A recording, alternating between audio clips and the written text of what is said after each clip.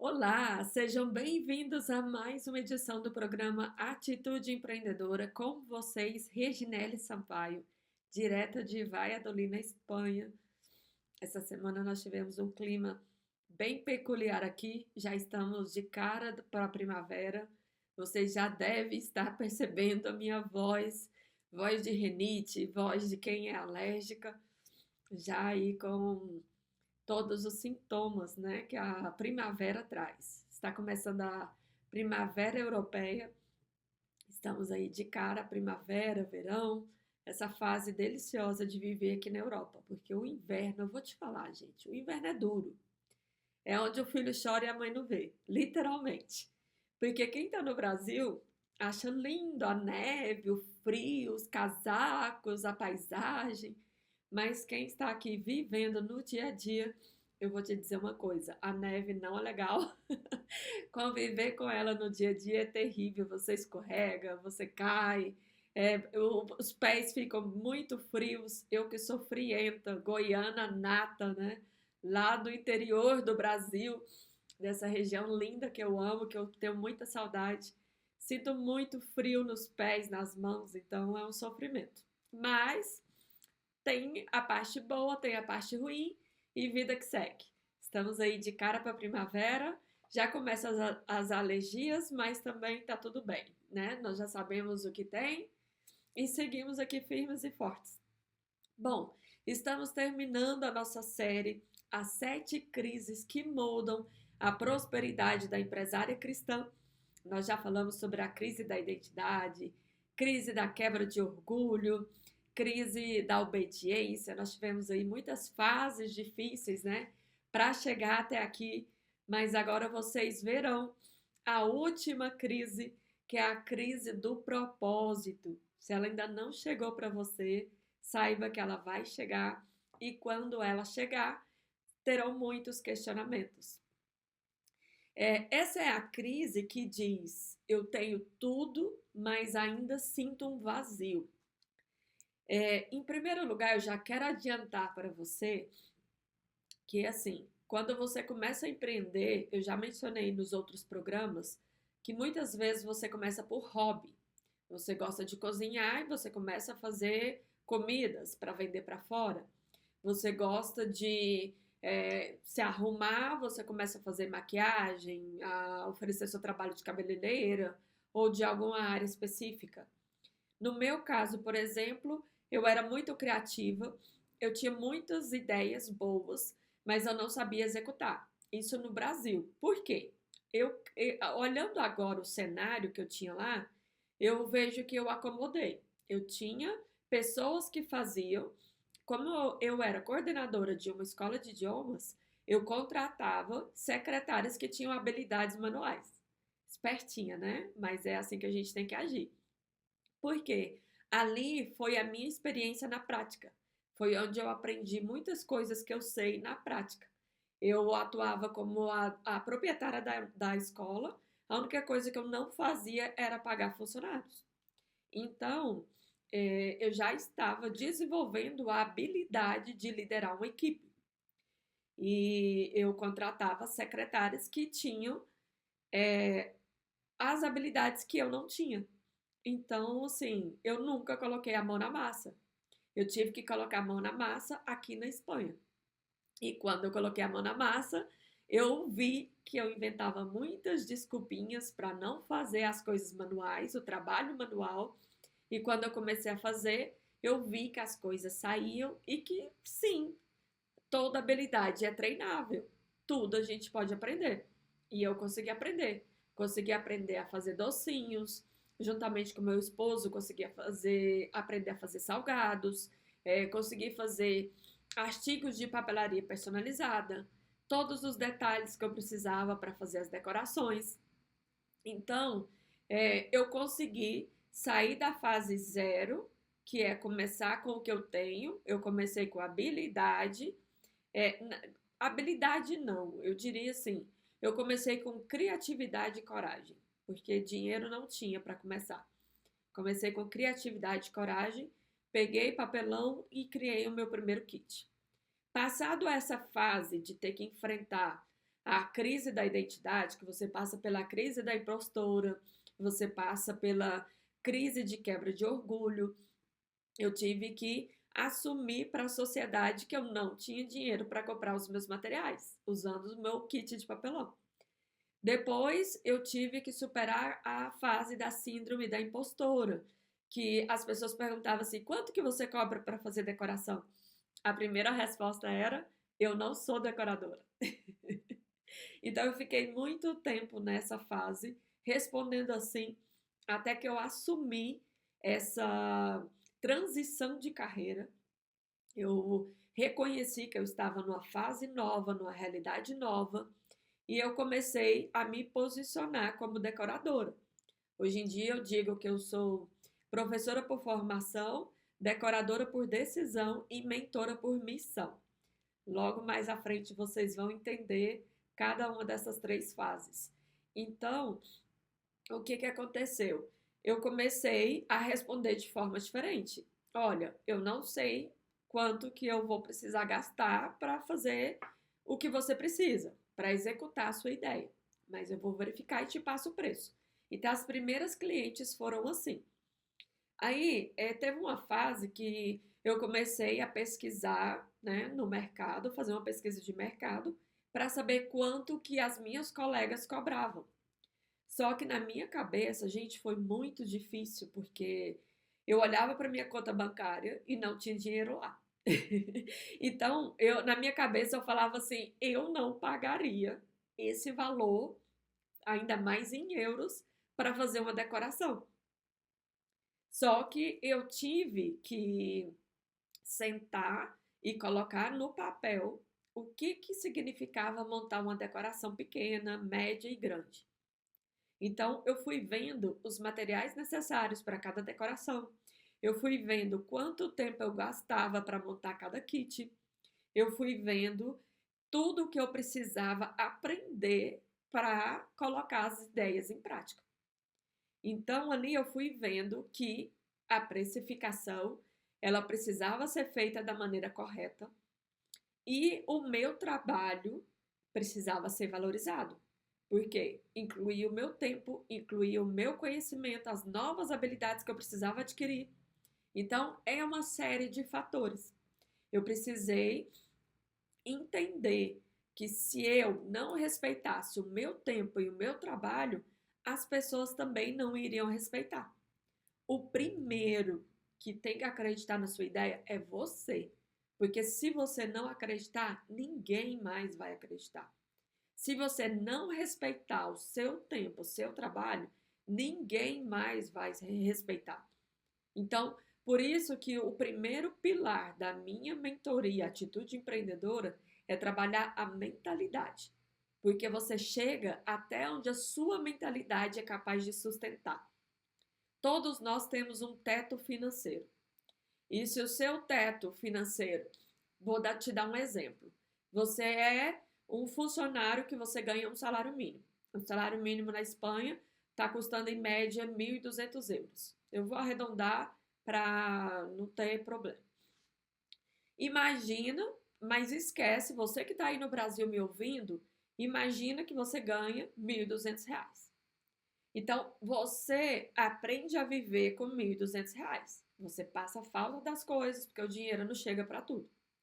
Então, você aprende a viver com 1.200 reais. Aí, você coloca o seu teto. O seu teto, no começo, é pouco. Aí, você fala assim, nossa, se eu ganhasse 3.000 reais, eu ia viver bem. Por quê? Porque você consegue viver com 1.200. Então, o seu teto passa a ser 3.000.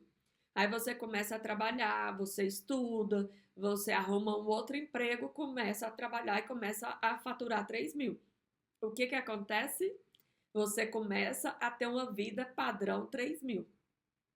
Quando você tem a vida padrão 3.000, é incabível você voltar a ganhar 1.200. Só que aí você começa a perceber que é possível você ganhar mais. Começa a trabalhar e estudar para ganhar mais. Aí você já vê que os 3.000 já é pouco. Por quê? Porque, gente, tudo expande. O paladar expande, o seu estilo de vida expande, o seu gosto em relação a roupas, calçados, tudo evolui. Então, se você era a pessoa que comprava roupa na feirinha, você passa a comprar em lojas. Então, tudo vai expandindo junto com a sua mentalidade. Aí, o seu teto sai de 3.000, passa para 5.000. Quando você começa a faturar 5.000, aí os 5.000 se torna pouco, porque você está evoluindo, o seu padrão de vida está evoluindo junto, você já quer ter um celular melhor, você já quer ter um meio de transporte. Aí o seu teto passa a ser 10.000. E assim, cada vez a gente vai querer faturar mais. E uma vez que a mentalidade expande, o paladar expande, o estilo de vida expande, não retrocede. É por isso que muita gente, quando quebra em um negócio, muitos tiram até a própria vida, porque não consegue se imaginar sem aquele teto, sem aquele dinheiro. Então, muitos empresários não sabem lidar com a quebra, por esse motivo.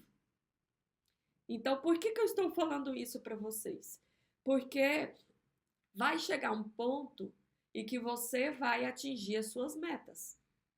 E nós vivemos baseado em metas, em objetivos, em sonhos. Por isso é que eu falo para todos os meus mentorados: se você se enxerga como filho de Deus, criado à sua imagem e semelhança, você tem que sonhar grande, porque você é filho do Criador. E Deus criou tudo o que a gente precisa para a gente viver bem. O que acontece? As nossas crenças, a nossa mentalidade, ela se torna tão pequena que a gente não se vê capaz de querer mais, de faturar mais. Então, a gente precisa, o primeiro pilar, identidade. Porque quando você sabe do que você é capaz, quando os críticos vêm, você não dá moral para eles. Quando as pessoas duvidam, você fala assim: tá tudo certo, eu sei do que eu sou capaz. E você segue o seu caminho, você segue em frente.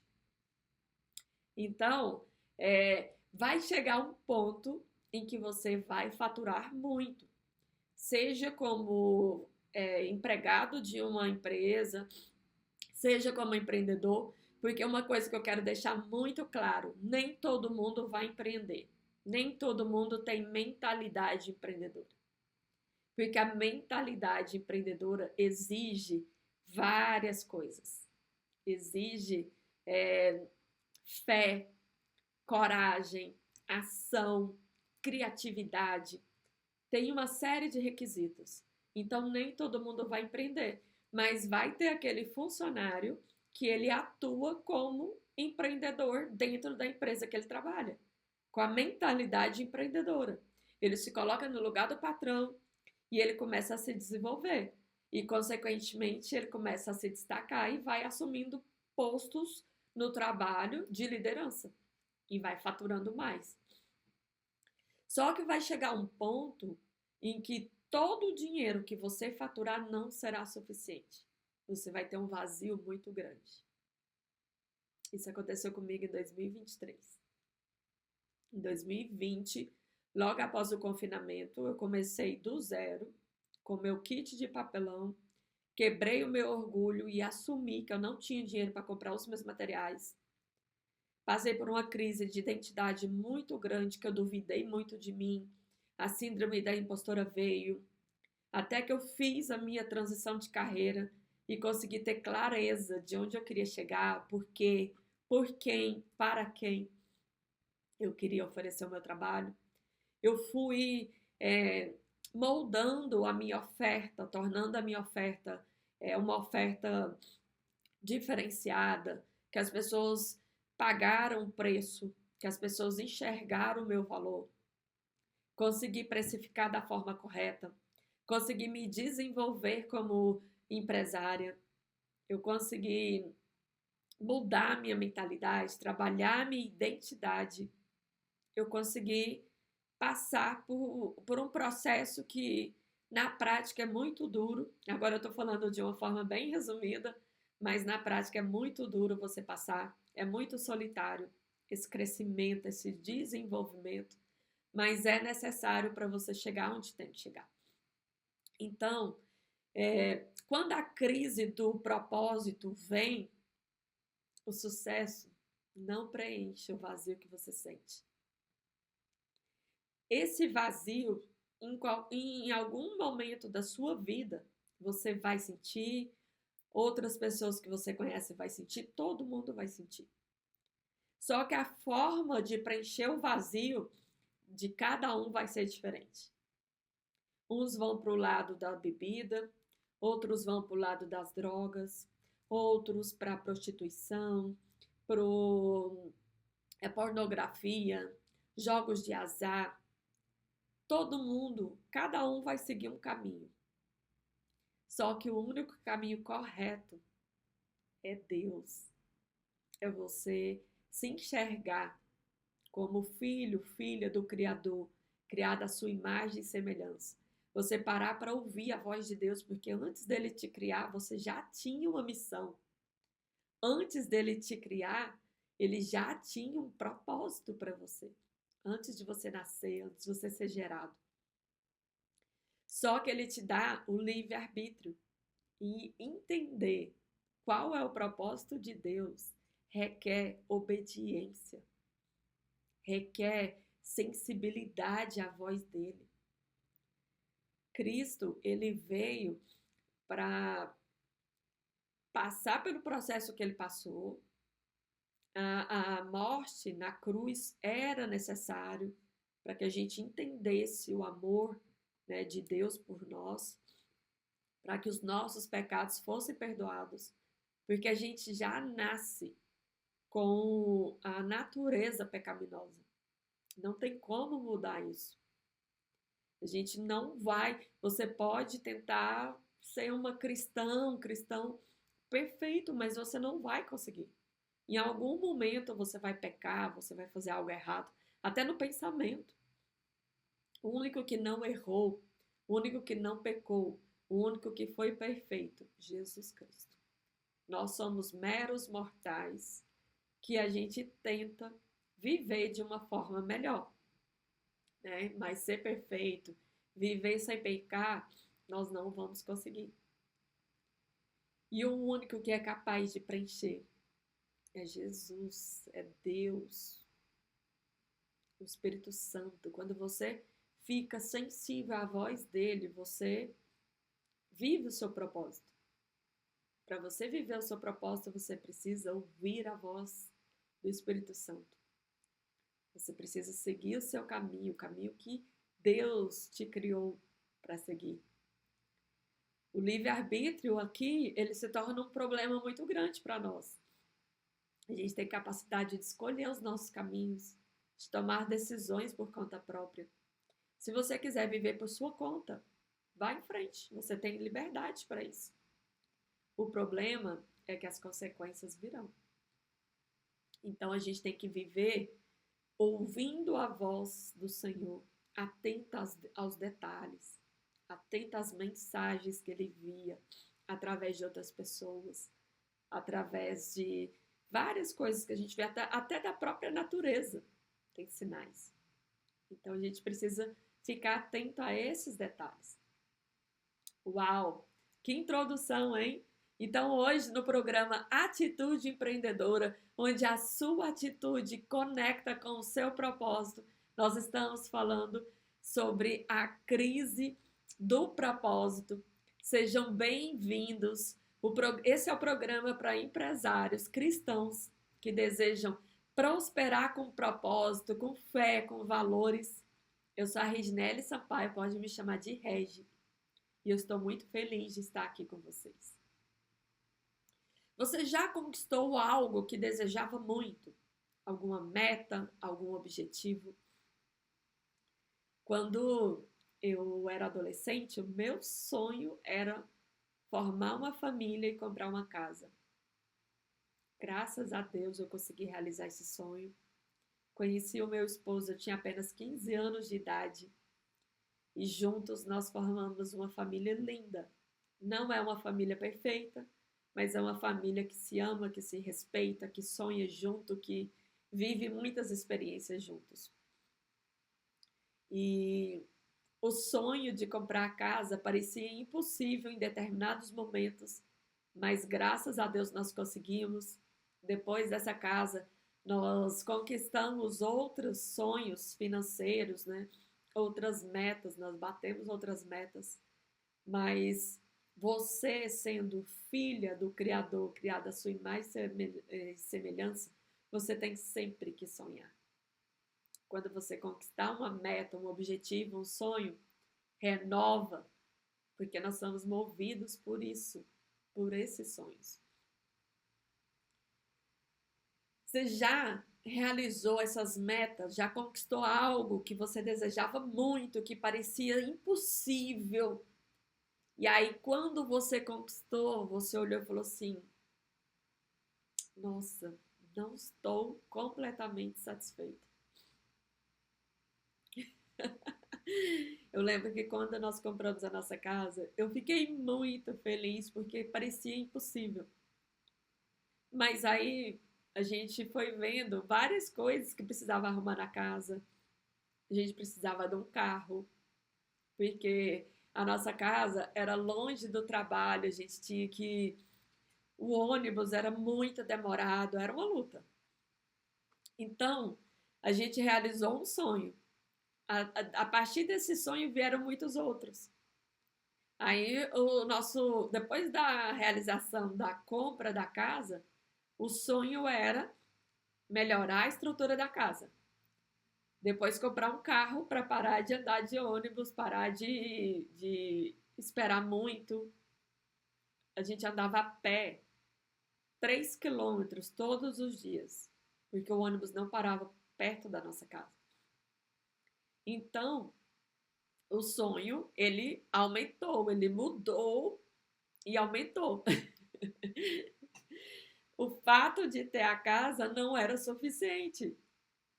Era ter que arrumar as coisas que a gente tinha que arrumar na casa, mobiliar a casa da forma que a gente queria e ter um carro, porque o ônibus não parava perto. Então, o dinheiro, o reconhecimento, os resultados, eles vêm, mas mesmo assim fica aquele vazio. Então, hoje nós vamos falar sobre essa crise silenciosa do sucesso. Ela, essa crise ela é mais silenciosa do que o sucesso, né, no caso. É a crise do propósito. Em Eclesiastes, capítulo 2, versículo 11, diz assim: Olhei para todas as obras que as minhas mãos tinham feito, e eis que tudo era vaidade. Olha que forte. Salomão, ele teve riqueza, poder, sabedoria, reconhecimento, mas ele descobriu algo profundo. Não era suficiente. O sucesso sem propósito, ele gera um vazio muito grande. Prosperidade verdadeira não é acumular, é impactar uma geração. Você prefere deixar muito dinheiro para quem ficou ou você prefere deixar um legado? Tem pessoas que morrem e deixam muito dinheiro. Aí você olha e fala assim: ah, eu nem convivia com essa pessoa. Era uma pessoa amargada, era uma pessoa difícil de conviver. De que vale o dinheiro? O que vale é o legado,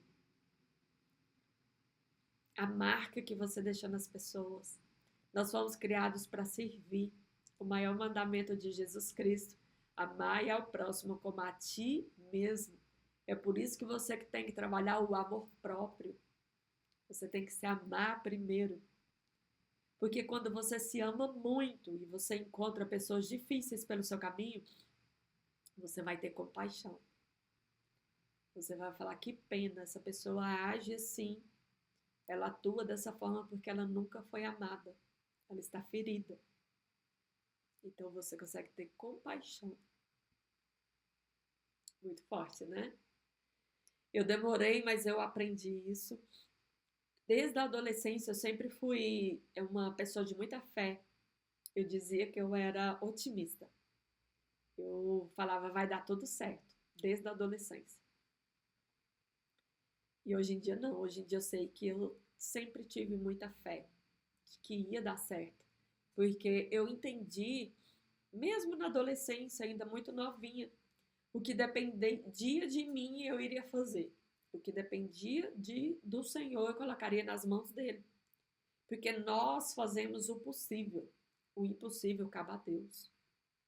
Nosso problema é que a gente não confia nele, a gente não pede a participação dele, a gente não ouve a voz dele. Ele tenta nos avisar de todas as formas, manda pessoas para falar com a gente, manda sinais, a gente não observa os sinais. Esse é o nosso problema, não convidar Deus para ser o nosso sócio, nosso ajudador, nosso conselheiro, participar dos nossos projetos, das nossas vidas, das nossas coisas.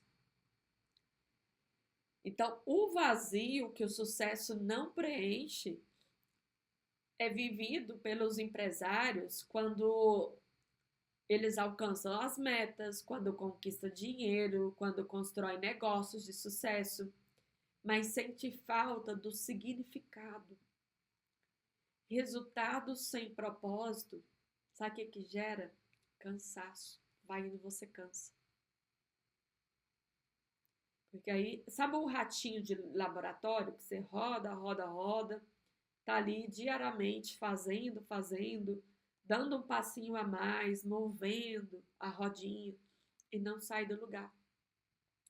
Aí você cansa. E quando você cansa, é muito triste, porque a vida perde o sentido. Então a pergunta que eu quero te fazer hoje, o que dá sentido ao que você faz? O que dá sentido? Não é a transformação que você causa no outro? Empreender é servir. Pessoas precisam de pessoas. E nós estamos aqui para servir o próximo. E cada um tem uma habilidade, um dom, um hobby. Cada um começa de uma forma diferente. Tem uma história diferente. Por isso que nós temos duas orelhas para a gente ouvir mais e falar menos.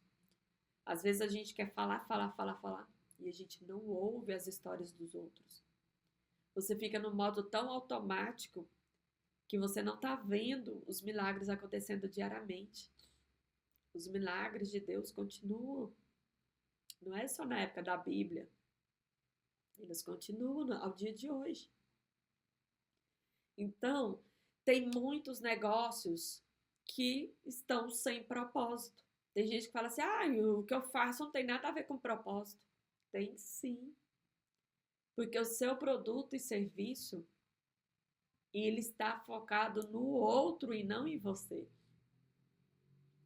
Então, quando você não tem a clareza do seu propósito, o seu trabalho vira peso, o dinheiro, ele perde o sentido, o sucesso não te satisfaz. Lucro sem missão gera vazio. Você precisa lucrar, mas você precisa oferecer uma transformação na vida das pessoas. Porque quando o propósito entra no negócio, quando o propósito é claro, o trabalho ganha significado, o impacto cresce, a prosperidade, ela se multiplica. Tudo que você precisa vem de forma natural até você. Os empresários, com propósito, eles entendem que eles servem para servir o outro, para transformar a vida dos outros, para construir um legado. A prosperidade bíblica, ela tem direção. Forte, né? Eu fico tão feliz porque muitas vezes eu preparo o programa e aí eu vou falando coisas que eu nem tinha preparado. E isso é muito bom. Porque eu era a pessoa que eu falava assim, eu vou falar o quê? Se eu abrir uma live, eu vou passar vergonha. Eu não tenho nada para falar. E hoje em dia, eu tenho que ficar controlando o tempo. Quanto tempo já passou? Não posso perder para não ficar muito longo. Então, como uma boa professora, nós temos um exercício, né, para vocês praticarem, porque a prática leva ao resultado. Então, você vai pegar uma folha e uma caneta e vai responder. Por que você começou o seu negócio? Quem você realmente quer ajudar? Qual o impacto que você quer deixar? O propósito, ele transforma o trabalho em missão. E quando você entende que é uma missão, que é conquistar almas, resgatar almas, você enfrenta qualquer barreira, qualquer dificuldade. Quando as dificuldades vêm, você não desiste. Você sabe que é uma fase. E você começa a orar, a jejuar e segue em frente. Então, como nós sempre fazemos, nós vamos fazer agora uma declaração de fé.